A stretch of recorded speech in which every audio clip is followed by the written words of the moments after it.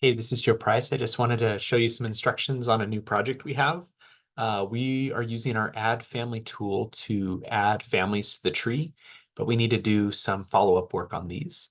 And it basically falls into three tasks. We have duplicates that we need to merge. There's not many of these, but it'd be great to get these done. We also have people that have a US Census record hint that we can do. And then we have people who have some other record hint. So let me show you the Google Sheet we'll be using to do this. Okay, so here's the Google Sheet. You can see it says task. So you can see the tasks are dupe, census hint, and then any hint. So let's show you how to do this. So you just put your name in the sheet, and you click here. Okay, and you can also see here, it'll tell you follow-up work for Numident Triad for Montana. So everyone here will be from Montana. And you can see here that actually this looks definitely like a duplicate. So open this up, you can see that the birth year, death year is the same, parents are the same. So we're gonna merge this. Okay, and once you've done the merge, then just make sure to also merge the other people in the family. So we did Daniel, and here we're gonna merge. So I'm copying the ID. I click on the person, and it should show up as a duplicate right here. If it doesn't show up as a duplicate, then notice that I can come down here and merge by ID and just paste it in there. Okay, so this looks great, really great. Merge. Okay, and so for this family, we are now all done. Now, the thing about this is if you happen to see any other maybe census hints over here that you could work on, that could be great. All I'm seeing is this California death index and then an obituary. Let's just see if that gives us any new information. Okay, this is great. Actually, now we're getting a death date and a place. So I'm going to put that in here. Now, if you use the new source linker, you could do the edits right here. I'm using the old source linker. And then I can just make my edits right here. And let's just take a look at this obituary right here. Okay, let's see. Now, this is where it gets tricky. So he was born in 1933, so we wouldn't want to add these siblings, though we are okay adding his sister Ruth because she has a death date. So let's put that in there. You can see Los Angeles, San Bernardino, which were some of the others that we were seeing. And then these are going to be her married names. And so I'm going to just use her father's name right here. There we go. Oh, and that's kind of nice. There you can actually see the mother right down there. Okay, so let's just move the mother right up there. Okay, now that's about it that we would do. Though let me show you, if you do want to do more for this family, you're always welcome to. Notice we don't have any other hints there. We can also take a look at the parents, maybe see if they have any hints. They don't have any hints. So the last thing I'm going to do is I'm just going to go take a look at ancestry. Now, again, you don't have to do this, but this can be something. Oops. I'm just going to click ancestry, open up ancestry over here. You'll need to be signed into your ancestry account to do this. And then notice here, I've got my person showing up there. I was kind of hoping maybe his parents had more info. Doesn't look like that's the case. I do have a marriage too, but it's to a person who's still living. Let's see, the other thing we can do is just see if he shows up in any other tree. So he shows up in 6 trees.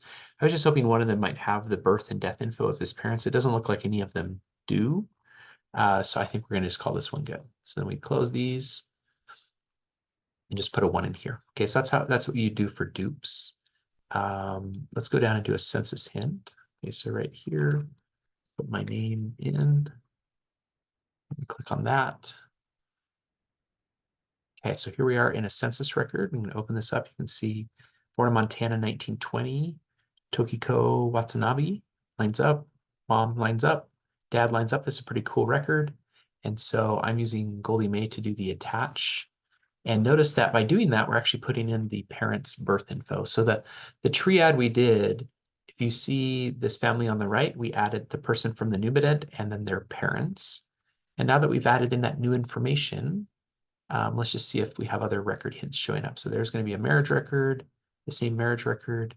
Okay, so this is probably going to be Helen getting married to her husband. Now he's born in 1921, kind of on the border of adding it in, so I'm not going to add that in. but I will attach this record to the parents. Okay, so again, it's probably good enough for now, though again, we can always go look on Ancestry. Let's see. Let's try one more of these census hints, and I'll show you the last group. Okay, so again, here we are in a census record. You can open this up. You can see Montana, birth lines up, all the names line up really well. And so by attaching the source, we're now getting the birth info for the parent. And then by adding in that birth info, we'll be able to maybe have some additional record hints show up. So let's take a look at those. Okay, here we have a 1940 census record hint. Let's try that out. And again, you can kind of go as deep as you want on these. This looks great. Okay, so then we're just adding that additional record. And sometimes I find that as I attach these additional records, maybe a record hint might pop up. Or sorry, a possible duplicate might emerge. And if that happens, then we'll definitely want to do the merge. Okay, so that's great. Okay, so we basically added some more information for that family. Okay, let's go down to the last group, which is any hint right here. Okay, so again, I'll put my name in.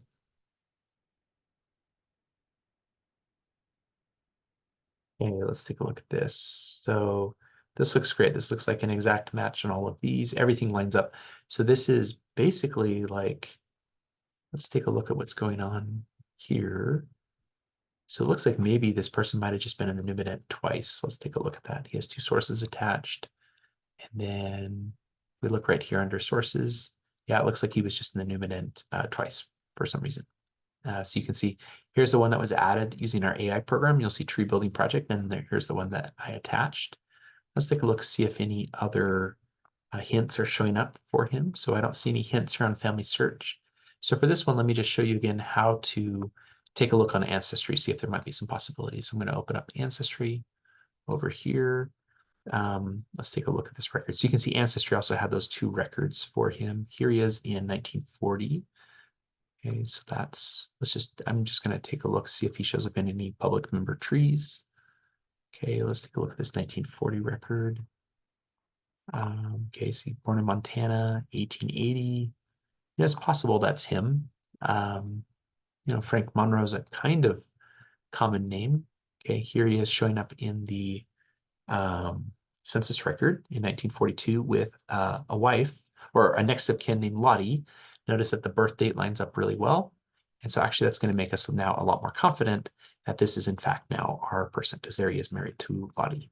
So now all I have to do is come over here to Family Search and help Family Search find it, or see if Family Search can show it up here in search. And there it is right there. So let's actually attach this census record. Okay, we're going to add that in. And so just every additional kind of layer of information we add, that might allow us to maybe find the marriage record, so I could figure out what Lottie's maiden name was. Let's just go see if Family Search has any other records that are kind of close. Let's see, we got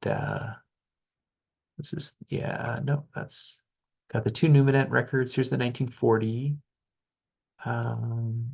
Let's see, 4th of November. Yeah, I'm not seeing anything else that's like a great thing to go with. But so now, at least in this case, we now have Frank attached to the 1940 census. We have him connected to his wife. So that little tree that we started with is now just a little bit bigger. Okay, let's just do one more of these. And the confidence just tells you if it's a 5-star hint or a 4-star hint. Okay, so as we look at this, okay, again, that looks like a spot-on match. It's not really adding much to what we already had. So what you see on the right is the information we'd added from the Numident.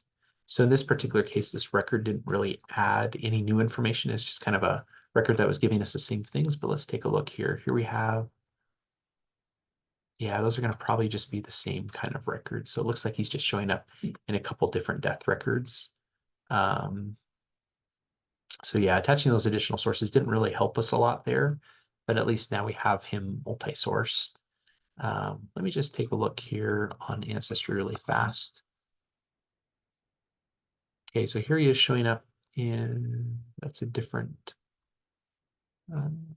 Let's see. Oh, that's interesting that it's like information is pretty close. Huh, I wonder about that. Let's take a look at that.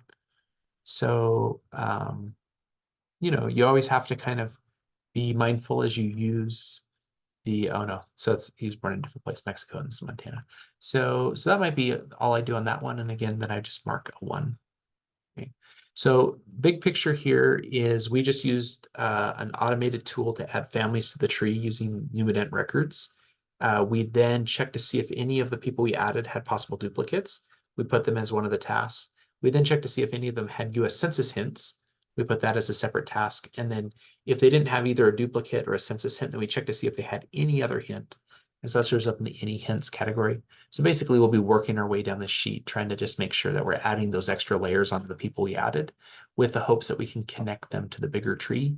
And also just to make sure that we're not adding any duplicates to the family tree. Thanks for helping with this project.